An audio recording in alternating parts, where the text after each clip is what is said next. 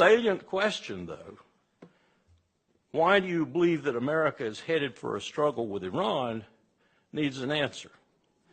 Certainly, America's unquestioning support is required, as has been the case from George W. Bush to Barack Obama to the rapture-seeking Mike Pence and the tweeter and king Donald Trump. But it seems that recently, Lieberman and Netanyahu and their acolytes in this country, amongst which I put at the top Nikki Haley, have determined that it would be best if American troops also participated in the overthrow of the Tehran regime. From one point of view, I suppose this is understandable, the crassly opportunistic point of view, that is, that better to squander your own allies' blood and treasure than your own, but it's certainly not in the character that I'm used to with regard to the state of Israel, and certainly not with regard to the Israeli Defense Force. That force could handle anything Iran threw at it militarily is undeniable. Any military professional will tell you that. And that Israel's more than 200 nuclear warheads could decimate Iran is equally undeniable. So why this attempt to suck America into this conflict? I believe the answer is fairly clear once you push aside the cobwebs that surround it. The legitimacy of great power is what I call it, and that is precisely what Netanyahu and Lieberman desire. It's also what Riyadh desires, especially with the new boy king, Mohammed bin Salman, now an erstwhile ally of Israel. In short, the IDF could defend Israel, but it could not attack Iran, not successfully anyway. And were it to do so, it would be damned internationally and thus isolated even more than it already is today, perhaps devastatingly so. But America, already damned by well more than half the world, polls show at least 4 billion people think we're the #1 threat to their security in the world. Think about that for a minute. We've already done Iraq, Libya, and Syria. Afghanistan we'd just be seen as continuing the trend. Besides, America has the military capacity, and here's the long pole in the tent, to project the power needed to unseat swiftly the regime in Tehran. Swiftly in terms of Saddam Hussein, for example, not swiftly in terms of taking care of 75 million people, each one of which in a very rugged and strategically deep terrain would want to kill every damned American in the country, along with probably half the rest of the Arabs in the area.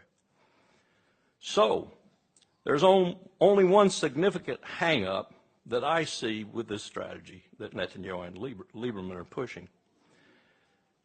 Embroiled in his own legal problems that just might send him to jail, as such problems would likely have sent Ariel Sharon to jail had he not been in really bad shape at the end of his prime ministership, they're both headed for war. Of that, I'm convinced. They will use Iran's allegedly existential to Israel presence in Syria, which is becoming even more so from a military perspective every day. Hezbollah's accumulation of some 150,000 missiles, if we believe our intelligence agencies, the need to set Lebanon's economy back yet again, that's important. Look at what they're deliberating right now with regard to the new, very, very rich gas find in the eastern Mediterranean, with Israel claiming Section 9 and Lebanon claiming Section 9. Take that, Lebanon, we're going to bomb you, then you'll let us have it. And that will be their excuse. And we're looking at them taking on, and this is a point that all military people understand, a country that couldn't beat Iraq in 8 years of brutal, bloody war. An Iraq that we beat in 19 days. So this is the colossal threat that they're up against. And men such as H.R. McMaster are helping them. I looked at this from the perspective of the political parameters.